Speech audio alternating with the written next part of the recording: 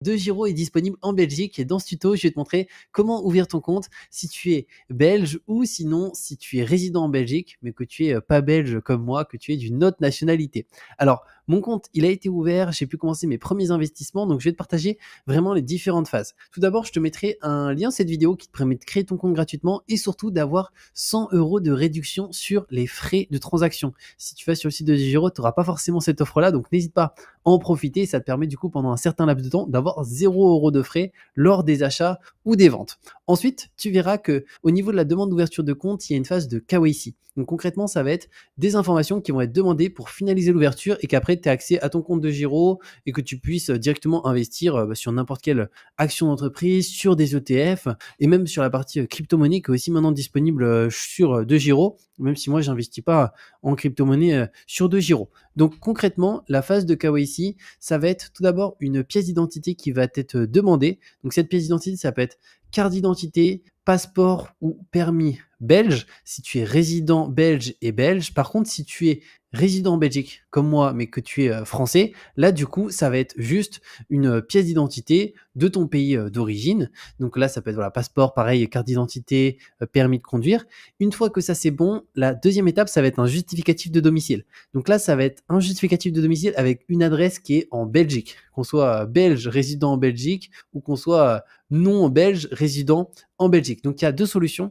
Soit tu es locataire ou propriétaire de ton logement, donc dans ce cas-là, ça va être un justificatif à ton nom. Donc il faut savoir que ça aussi, ils prennent pas en compte si c'est une facture de téléphone. Donc facture de téléphone, ils prennent pas en compte. Par contre, une facture de box internet, d'électricité, une facture de gaz, une facture d'eau ou tout autre, ça ils prennent. Seule exception, c'est facture de téléphone qui prennent pas en considération. Et là aussi, ce qui est important, c'est que si jamais tu es non pas locataire ou propriétaire de ton logement, tu es hébergé chez quelqu'un, dans ce cas-là, ça peut être un justificatif au nom de la personne, encore une fois, avec une adresse qui est belge. Donc ça, c'est la phase vraiment, voilà, les étapes très simples à faire. Et juste après, les seules choses qui vont être demandées, c'est quelques informations personnelles, notamment célibataire, en couple, marié, etc. Ils vont aussi demander ta partie si tu es salarié, le domaine d'activité, ça s'arrête là. Moi, ils m'ont même pas demandé forcément le patrimoine, est-ce qu'on veut déposer des fonds et non, et ou autre.